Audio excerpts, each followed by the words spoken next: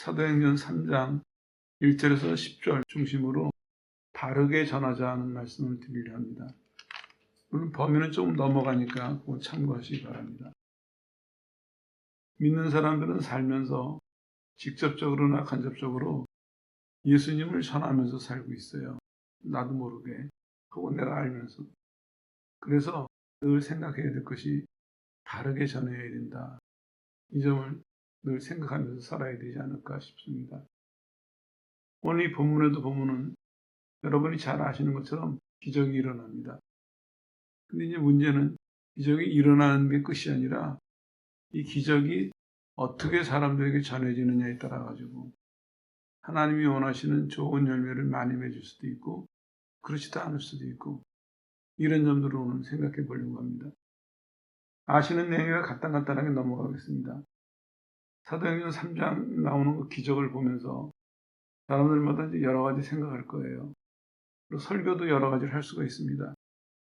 그동안에 여러분들은 사실에 입각한 문법을 바탕으로 한 설교를 많이 들으셨는데 이제 조금 거기서 변형을 시키려고 해요. 왜냐하면은 그거는 목표까지 가기 위한 과정이지 그것은 우리가 마지막에 머물러야 될 지점은 아니거든요.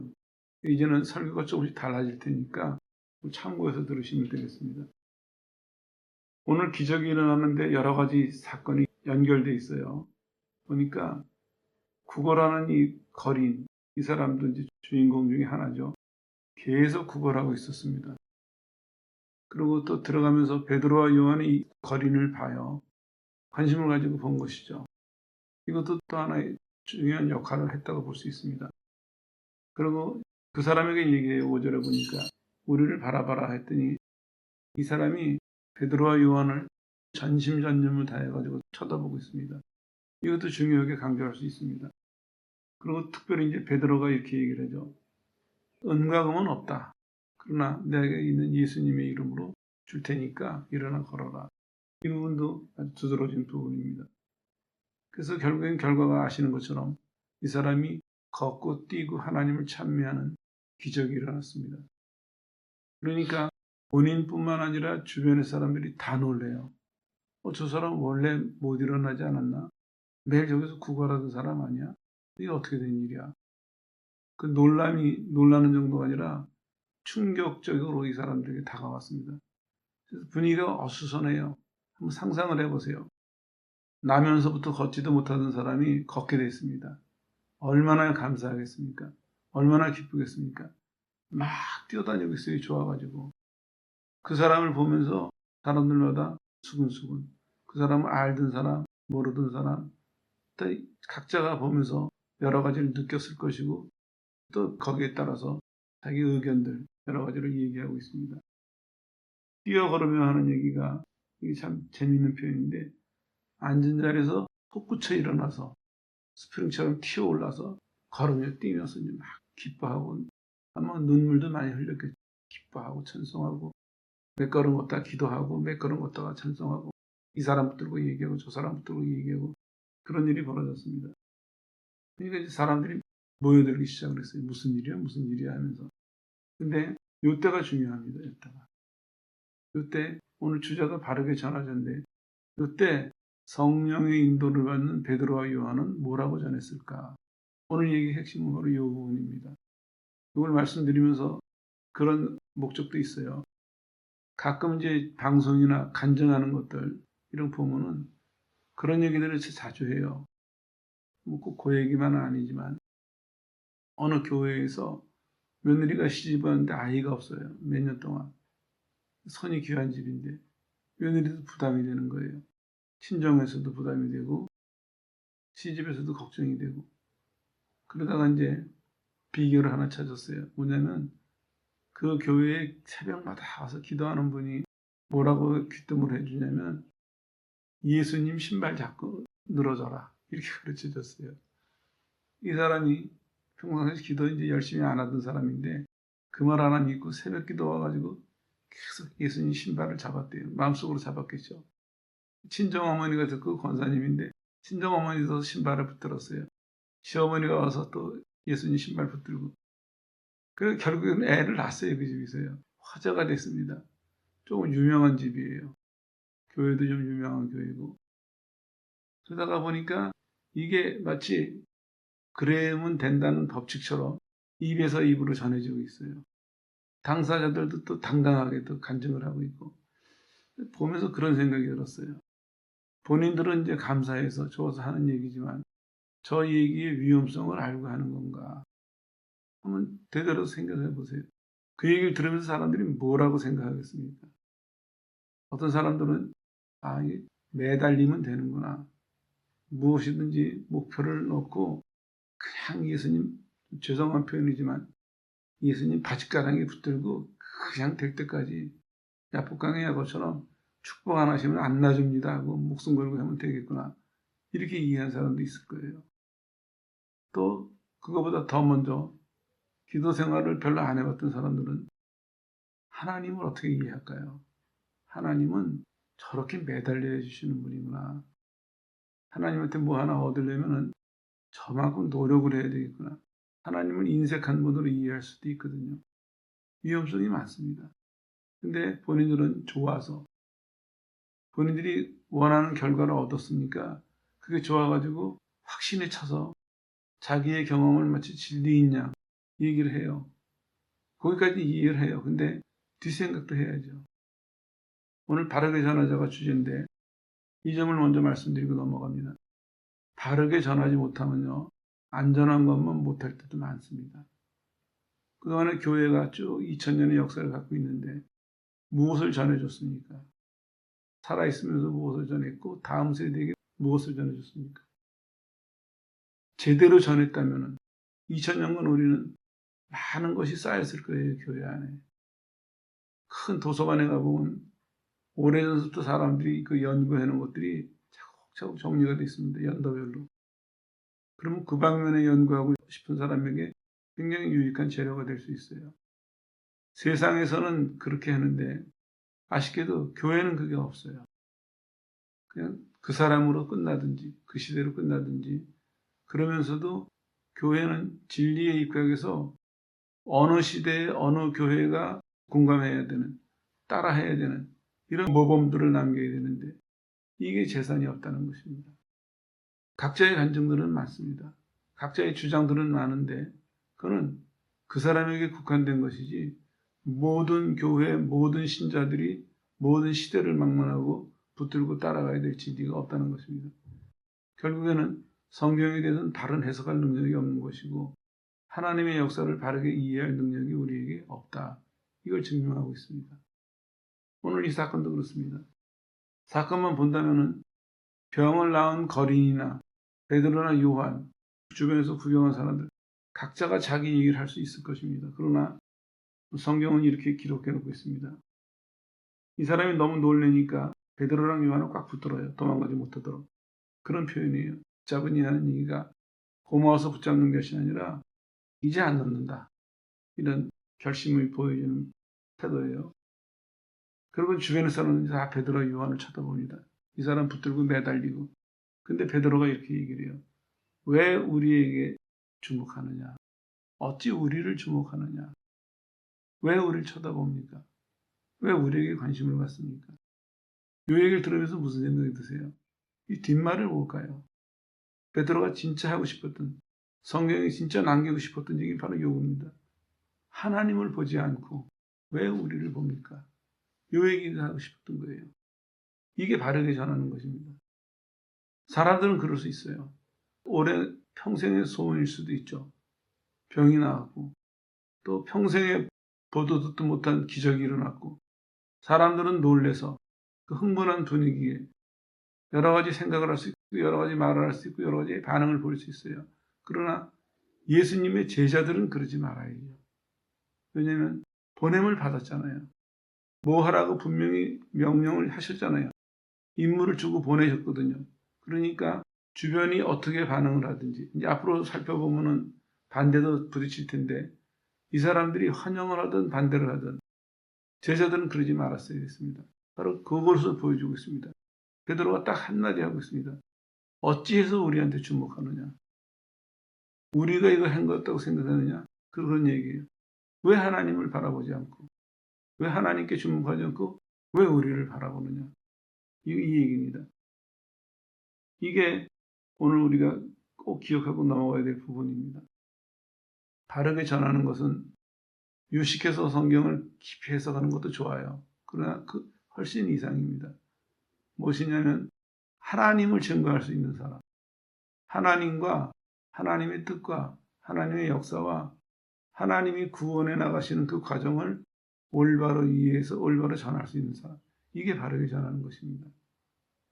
앞서서도 말씀드렸지만 많은 사람들이 말로서 행동으로서 예수님을 전하고 살아요. 의식적으로 할 수도 있고 무의식적으로 할 수도 있고. 근데 문제는 그사 내 편에 치중해서 하다가 보니까 본인은 하는데 결과적으로 보면 그게 바르게 전하는 것이 안 되는 이런 문제들도 생긴다는 것이죠. 그런데 얘기가 이어집니다.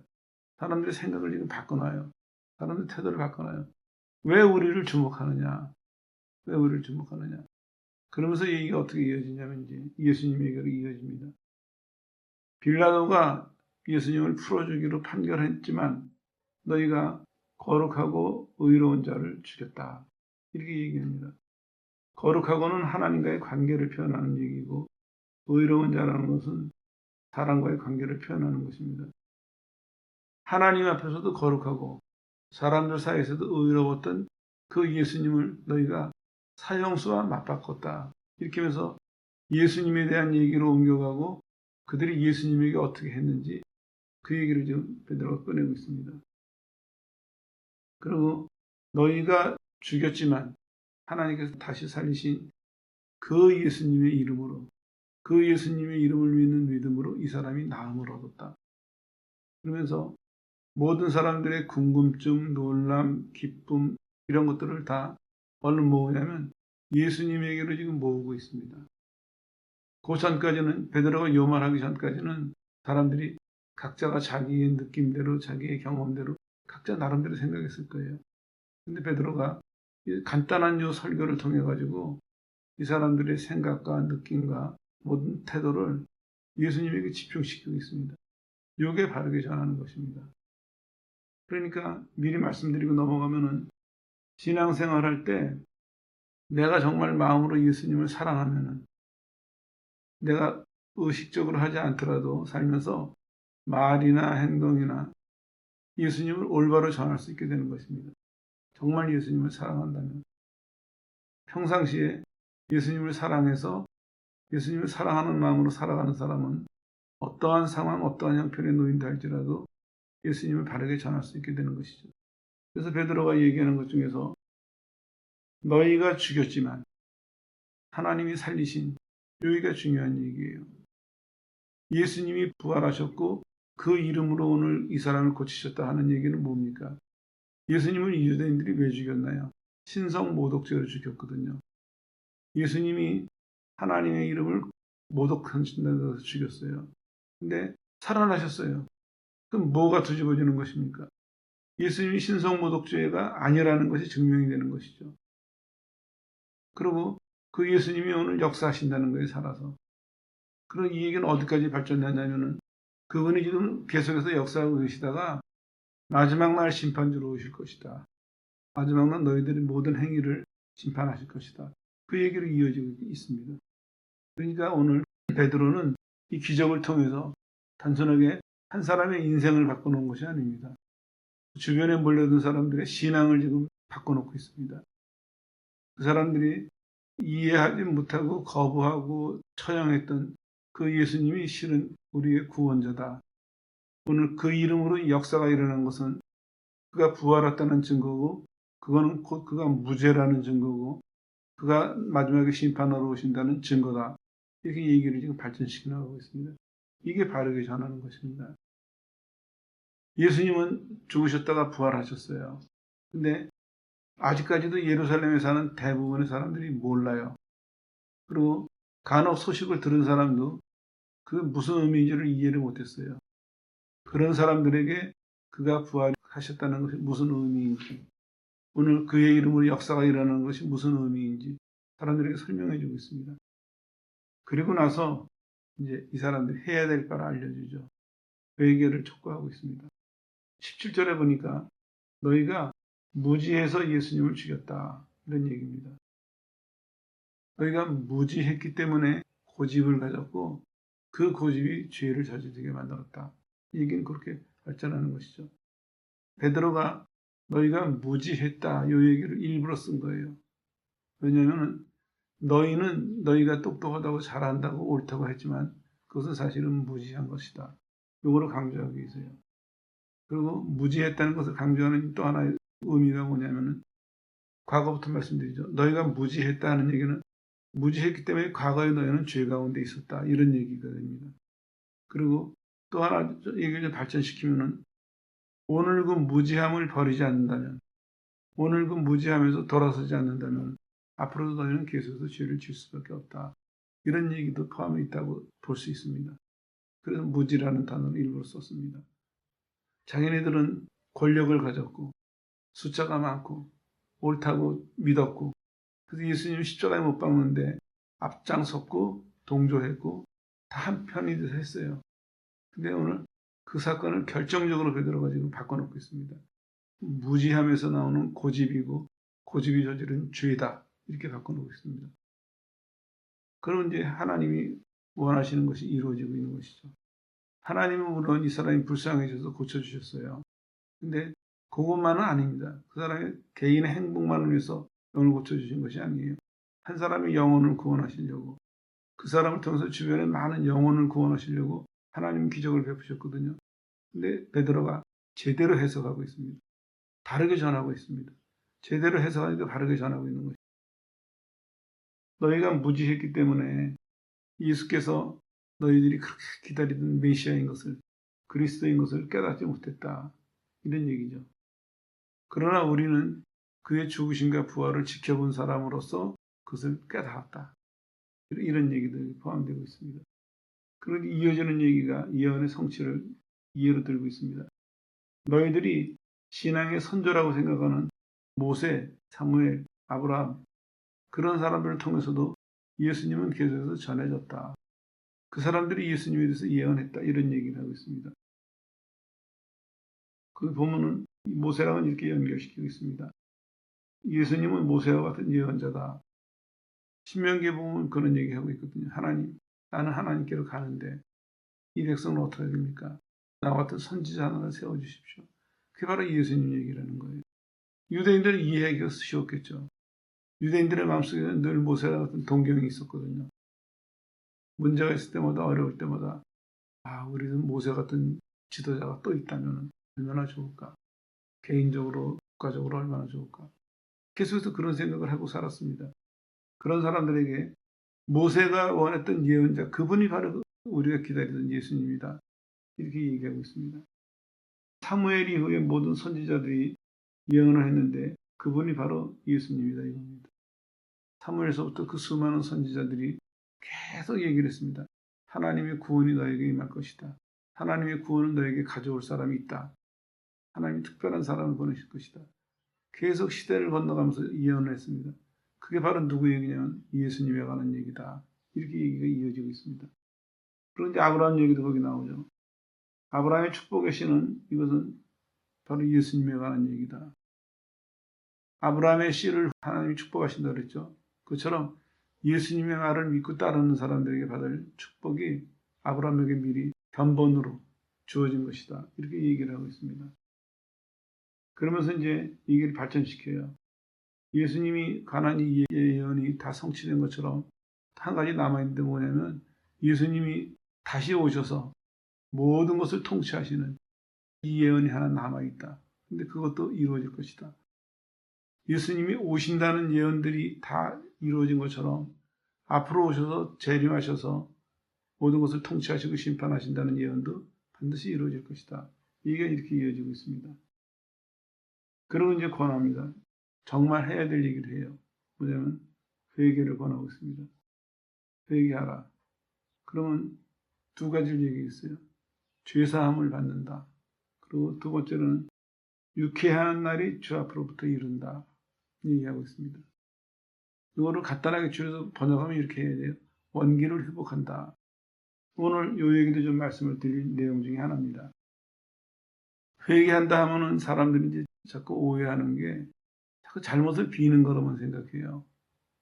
근데 회개는 그 이상입니다. 거기서도 이제 오해가 생기는 거예요. 왜냐하면 회개를 사람 쪽에서 자꾸 이해를 하니까 좀 더 앞으로 가야 되겠네요. 구원을 어떤 사람들은 문법을 근거로 속전, 속죄 이런 얘기를 많이 해요. 맞는 말이에요. 근데 그 설명이 필요해요. 왜냐하면 예수님이 우리의 죄값을 다 치르셔서 노예인 우리를 사셨다. 이거 잘못 여기다 해석이 따르지 않으면 어떻게 이해되냐면 아니 빚 갚았구나.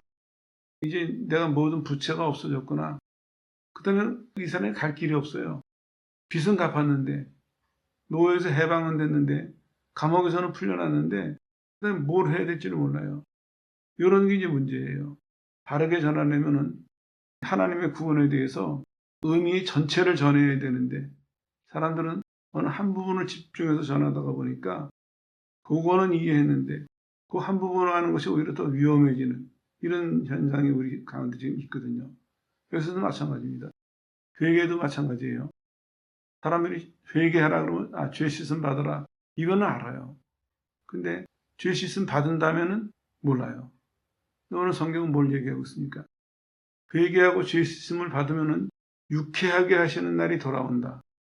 하나님이 너희 원기를 회복시키신다. 이렇게 말하고 있습니다. 그래서 이제 갈라지는 거예요. 여러분은 회개했습니까? 근데 여러분의 회개가 어떤 회개인지 잘 돌이켜 보십시오. 여러분이 잘못을 깨닫고 잘못을 찾아내서 용서해 달라고 빌고 그 정도도 그쳐서 안 됩니다. 회개는 예수님이 대신 죽으신 그 은혜 앞에 회개는 기준이 있어야 돼요. 앞으로 이게 반복이 될 테지만 하나님이 회개시키실 때는 은혜를 주세요. 그럼 이 사람이 눈이 열려요. 마음이 열린다고요. 그리고 그전에는 무엇보다 아까 얘기했죠. 무지해서 고집이 있어서 죄를 졌다. 이 자기의 모습을 봐요. 그러니까 진짜로 회개한 사람은 내가 이것을 했다 안 했다. 그 정도 차원이 아닙니다. 그 일을 행하는 자신을 봐요. 내가 무지했구나. 내가 그 무지가 고집이 됐고 그 고집이 죄를 범했구나. 하나님의 길을 벗어났구나. 이걸 깨닫게 돼요. 그리고 거기서 돌이켜 오는 것입니다. 하나님에게. 그냥 경찰서 안 잡혀가려고 잘못했다고 비는 그 정도가 아니에요. 거기서 돌이킵니다. 그래서 내가 저지른 일이지만 그 일의 결과가 심판이라는 끔찍한 끝을 기다리고 있지만 거기서 노임받은 것을 확인해요. 내가. 근데 거기서 끝나는 것이 아닙니다. 씻음 받았을 뿐만 아니라 동시에 하나님 뭘 주시냐면 원기를 회복시켜 주세요. 내 영혼을 새롭게 하신다고요. 이거 찾아봐야 돼요. 정말 회개했다면 영혼이 새로워져야 됩니다. 영혼의 새 힘을 얻어야 됩니다. 이게 바른 회개입니다. 그러니까 회개도 잘 이해해야 될 것이 내 힘으로 내가 하는 것이 아닙니다. 회개도 하나님의 은혜에 입각해서 하나님의 은혜가 임했을 때 그때 우리가 하나님의 은혜를 근거로 무지함을 깨닫고 무지함에서 돌이킵니다. 생각이 돌이키고 마음이 돌이키고 행위가 돌이키게 되고 그때 하나님께서는 과거를 씻어주시고 용서하신다는 얘기죠. 그리고 새 힘을 주세요. 여기가 중요해요. 이 새 힘이 없다면 새 힘을 회복시키는 것을 모른다면 이 사람은 자기 힘으로 회개한 사람이에요. 자기 방식으로 회개한 사람이에요. 자기의 양심 달래기 위해서 아니면 자기의 두려움을 해결하기 위한 회개지 성경이 원하는 회개는 아니다는 것입니다. 이제 이 얘기가 어려워지는데 실은 제일 쉬운 얘기예요. 왜냐하면 과거 어려운 회개를 내 힘으로 하려고 했기 때문에 하는 것도 힘들고 하고 나서도 시원치 않았습니다. 그래서 회개를 하고 나서도 늘 부담이 있었어요. 그리고 너무나 쉽게 옛날로 돌아가요. 그걸 당연한 것을 불가항력으로 이해라고 받아들였어요. 근데 성령에 의해서 다르게 회개한 사람은 이게 단절이 된 것을 알아요, 본인이. 왜냐? 이게 내가 한 것이 아니라 하나님에 의해서 되는 일이거든요, 이게. 앞으로 사도행전이 끝나기 전까지 이 얘기는 반복될 것입니다. 그러려고 사도행전을 새로 시작했습니다. 회개는요, 하나님의 은혜를 주셔가지고 하나님에 의해서 일어나는 일입니다. 어떤 사람들은 아니 내가 하려고 해도 그렇게 안 되던 거는 더 어려워졌다. 아니에요. 더 쉬워졌습니다. 여러분이 어렵게 생각하고 안 된 이유는 여러분이 하려고 했기 때문이에요. 여러분이 회개하려고 하니까, 여러분이 애쓰려고 하니까 해결을 못한 겁니다. 노력은 했지만 해결을 못한 거예요. 놓으세요. 하나님이 해결하십니다. 놓으세요. 예수님은 죄인들이 어떻게 하셨습니까? 오라고 초청하셨습니다. 이사야를 통해서도 구약은 말씀하고 있습니다. 와라 변론하자. 와라 오해를 바로잡자. 너는 오해하고 있는 것이 뭐냐? 내 용서에 대해서 오해하고 있는 것이 뭐냐? 내 사랑에 대해서 오해하고 있는 것이 뭐냐? 나는 너를 죄사해 준다고 했는데, 나는 너를 내 백성으로서 복을 준다고 했는데 네가 오해하고 있는 것이 뭐냐?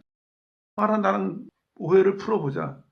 네가 어떤 문제를 갖고 있다 할지라도, 네가 어떤 죄를 졌다 할지라도, 심지어는 주홍같이 붉은 죄를 졌다 할지라도 난 너를 깨끗하게 해줄 수 있다. 와라. 나한테 와서 네가 오해하는 걸 다 얘기해보고 내 말을 듣고 네 오해를 풀어라. 나는 너한테 죄 용서뿐만 아니라 풍성한 것을 주려고 생각하고 있다. 난 다 준비되어 있다. 이 말씀하시는 거예요. 예수님 보내신 것도 마찬가지입니다. 예수님 뭐라고 하셨어요? 수고하고 무거운 짐자들아 오라고 하셨어요. 그 외에 다른 말씀이 없습니다. 와라. 그러면 뭘 주신다고요? 너에게 쉼을 주리라. 안식을 주리라. 똑같은 얘기 아닙니까? 너희가 죄 씻음을 받아라. 그러면 유쾌한 날이 올 것이다. 한참 생각하고 지나가야 될 부분이에요. 나의 회개는 어땠는가? 나는 그저 설교자들이 강요에 의해서 아니면 내 스스로의 강요에 의해서 양심을 괴롭히고 그 양심이 괴로운 만큼 그 괴로운 양심을 달래기 위해서 빌고 없는 죄까지 짜내서 생각하고 또 빌고 또 빌고 또 빌고 그러고 난 겨우 마음을 진정시켰나? 그건 아니에요. 하나님은 택하신 사람에게 은혜를 베푸실 사람에게 하나님이 죄를 깨닫게 하세요. 그리고 그 죄를 깨닫게 하실 뿐만 아니라 그 죄를 씻어주시고 그 죄를 씻어주심과 동시에 이제는 죄 용서받은 사람에게 주시는 유쾌한 날을 주세요. 원기를 회복시킨다는 번역을 일부러 해드린 이유가 그거예요. 영육간에 새 힘을 주세요. 정말 회개는요, 이 안진뱅이처럼 나면서부터 움직여보지 못한 안진뱅이가 오늘 예수의 이름으로 일어나서 걷기도 하며 뛰기도 하며 하나님을 찬양했던 것처럼 진짜 죄 용서를 받는 사람은 이런 변화가 일어나는 것입니다. 죄에 눌려있던 사람이, 죄에 쌓여있던 사람이 이 사람처럼 튀어올라서, 솟구쳐 올라서 그 다음에는 하나님이 원하시는 의로운 삶을, 하나님이 예비하신 하나님의 진리의 삶을 마음껏 걸어가고 마음껏 뛰어가고 마음껏 찬양하고 마음껏 즐긴다는 것입니다. 걸어보지 못했던 사람이. 우리도 마찬가지예요. 죄를 짓던 사람이 이제는 죄와 단절이 되고 하나님의 의로운 백성으로서의 삶을 마음껏 걸어다니고 마음껏 뛰어다니는 이 변화를 얘기하고 있습니다. 그러려면 어떻게 해야 되겠습니까? 그가 누구신지 그걸 이해하라고 얘기하고 있습니다. 예수께서 누구신지 그리고 받아들이라고 얘기하고 있습니다. 그것을 하기 위해서 다른 조건은 없습니다. 예수님이 누구신지, 예수님이 구원자이신 것을 믿는다면, 받아들인다면 회개와 새로워지는 축복이 임할 것이다. 이 얘기예요. 이게 바르게 전하는 것입니다. 오늘 일어난 기적을 보면서 많은 생각들을 했을 것입니다. 당사자가 간절하게 기도해서 된 걸까? 아니면 베드로와 요한이 매일매일 성전에 기도하러 다니면서 능력을 받아서 된 걸까? 여러 가지 해석이 나올 수 있습니다. 그런데 성경은 딱 한 가지를 얘기하겠습니다. 그게 아니고 하나님이 예수의 이름으로 역사하신 것이다. 그가 살아나셨고 그가 오늘도 역사하신다는 것을 증명하신 것이다. 그 얘기는 아까 말씀드린 것처럼 그가 살아나셨다는 것은 그가 무죄하다는 얘기고 그가 심판으로 오셨다는 것을 전제하고 있습니다. 이게 바르게 전하는 것이에요. 사람들이 이제 도전을 받습니다. 얘기하면은 새롭게 하신다. 우리도 여기서 도전을 받고 지나가야 됩니다. 도전을 받고가 아니라 변화를 받고 지나가야 됩니다. 여러분의 회개를 한번 돌이켜서 보십시오. 나는 회개할 때 죄 씻음과 내가 다 자백한 게 아니에요. 씻어주시는 거예요. 근데 물론 그 과정은 성령에 의해서 내가 자백하는 과정이 있죠. 근데 주의하셔야 될 것이 내가 다 자백하는 것이 아닙니다. 어떤 사람은 간단하게 하나님 내가 안 믿었던 죄인입니다. 그리고 넘어가는 사람도 있어요. 그건 사람마다 다르는데 그걸 어느 하나를 모범으로 택할 필요는 없습니다. 성령이 각 사람에게 역사하시는 대로 내가 예수님으로 말미암아서 죄 씻음을 받는다. 이걸 받아들이면 됩니다. 그리고 그 받아들인 증거가 하나님이 주시는 유쾌한 날이 옵니다. 나한테. 새 힘이 와요. 영혼의 힘이 와서 예수를 처음 믿는 사람임에도 불구하고 물론 잘 알지도 못하죠. 해본 것도 없고 신앙생활에 대해서 그런 사람임에도 불구하고 마치 오랫동안 신앙생활하는 사람처럼 지혜로워져요. 하나님 말씀대로 살아갔는데 능력이 있어요. 그 사람을 잘 모르는 사람은 그 사람이 마치 오래 믿었던 사람처럼 여겨져요. 이런 변화가 순식간에 일어나는 원인이 뭐겠습니까? 하나님의 역사이기 때문에. 하나님의 역사이기 때문에. 그래서 제자들도 오늘 전하는 것이 바로 그겁니다. 성령에서 바르게 전하는 것은 예수께서 누구시며 무엇을 하셨는지 우리는 어떻게 해야 될지 간단한 얘기를 전했습니다. 그리고 이어지는 얘기가 하나 또 나오고 있습니다. 예수님이 재림하셨을 때 우리에게 주신 미래의 복을 설명하고 있습니다. 이것도 살펴봐야 될 중요한 부분입니다. 여러분 정말 회개했다면요, 예수님 오신다는 얘기가 세상에서 제일 기쁜 소식이 되어야 됩니다. 제일 기쁜 소식이. 예수 믿고 죄 사함을 받는 순간서부터 가장 간절한 소원, 가장 기쁜 소식, 늘 나를 설레게 하는 소망, 그건 재림입니다. 그날을, 그 순간을 사모하게 됩니다. 그러면 누가 가르치지 않아도 자연적으로 이 사람은 그날을 대비해서 살아요.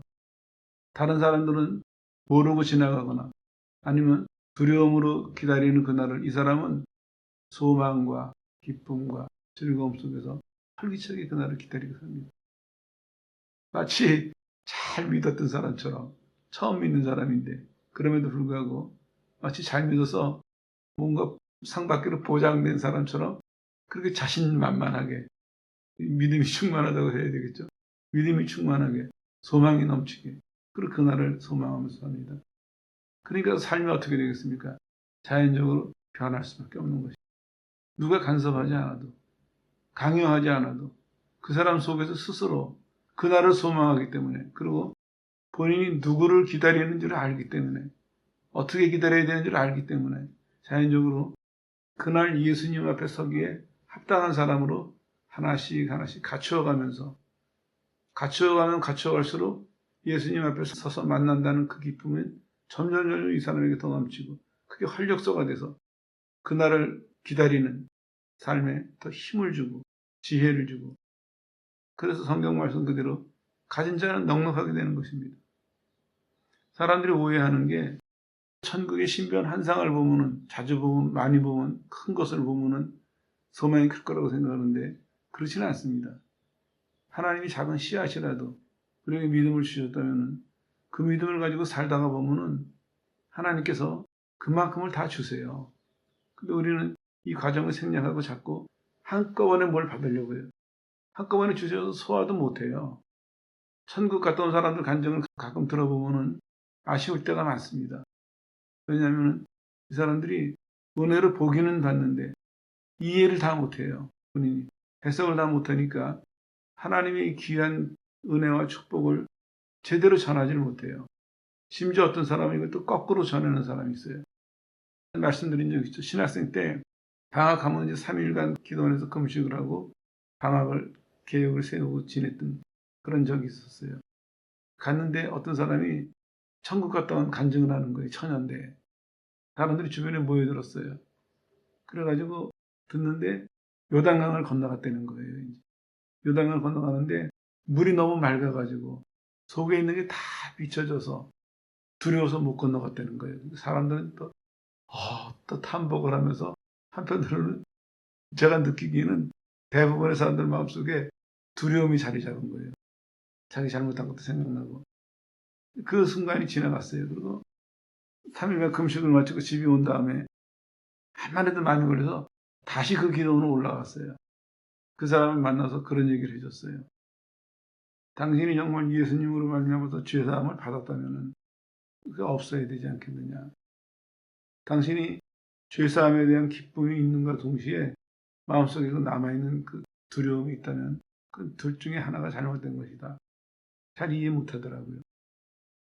그리고 그 사람도 이해 못했지만 그 사람의 말을 듣고 맞아.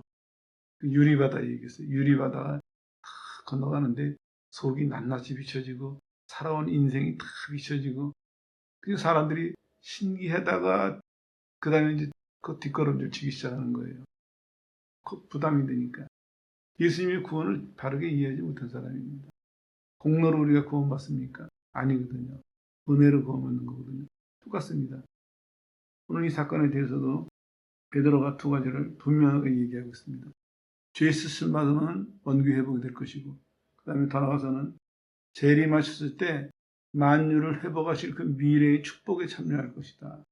얼마나 소망적입니까? 내가 구원받는 순간 이 땅에서의 신앙생활은 물론이고 영원한 세계가 확 열리는 것입니다. 물론 이제 성경을 봐야 되겠죠. 계속해서. 그렇지만 순간적으로 하나님이 나한테 허락하신 분량만큼은 순간적으로 그만한 범위는 주시는 겁니다. 마치 이스라엘이 가나안을 점령할 때 경계를 정해주신 것처럼 난 그렇게 믿어요. 우리가 구원을 받을 때 하나님이 우리의 믿음과 우리의 은사와 삶에 대해서 경계를 보여주신다고요. 그걸 우리는 한 발 한 발 이루어가는 것이거든요. 그렇게 얘기하고 있습니다. 그리고 이제 끝으로 이렇게 매듭을 짓습니다. 예수님을 너희에게 먼저 보내신 것은 너희가 깨닫고 돌이켜서 구원받게 하시기 위함이다. 그렇게 말씀하세요. 이스라엘에게 먼저 그리스도를 보내신 그 축복은 너희가 예수를 믿고 악함을 버리고 구원받게 하기 위함이다. 그 회개를 촉구하고 있습니다. 그래서 그날 3,000명이 회개하는 역사가 일어났습니다. 단순하게 기적이나 능력이나 어떤 다른 것으로 이해하면 이거 크게 오해하고 있는 것입니다. 오늘 3,000명이 변하는 핵심은 뭐였냐? 예수님을 바르게 전한 것입니다. 베드로와 요한은 자기네들이 생활 가운데서 하나님이 역사하셨을 때 하나님이 왜 이 일을 이루셨는지 알았어요. 왜 이 일을 하셨는지. 그리고 우리는 이 하나님의 역사를 어떻게 전해야 될지를 알았습니다. 그대로 전했습니다. 그랬더니 하나님께서 원하시는 사람들, 하나님께서 택하신 사람 중에 3,000명이 하나님께로 돌아오는 하나님의 뜻이 이루어지는 이런 결과가 왔습니다. 정리하겠습니다. 앞서서 말씀드린 것처럼 우리는 나도 모르게 예수님을 전하고 살아요. 우리가 말로 전도하기도 하지만 남들이 우리가 예수 믿는 사람인 줄 알거든요. 그럴 때 어떻게 해야 될 것이냐. 성경은 우리에게 권하고 있습니다. 바르게 전해라. 이 시간 이후로는 우리가 말과 행동으로서 내가 예수님을 바르게 전하고 있는가 살펴보기도 하고 바르게 전하려면 어떻게 해야 될 것인가 관심도 갖고 이렇게 생활하셔서 이 시간 이후로는 예수님을 전하는 열매가 더 많이 맺히게 되기를 주의 이름으로 축원합니다.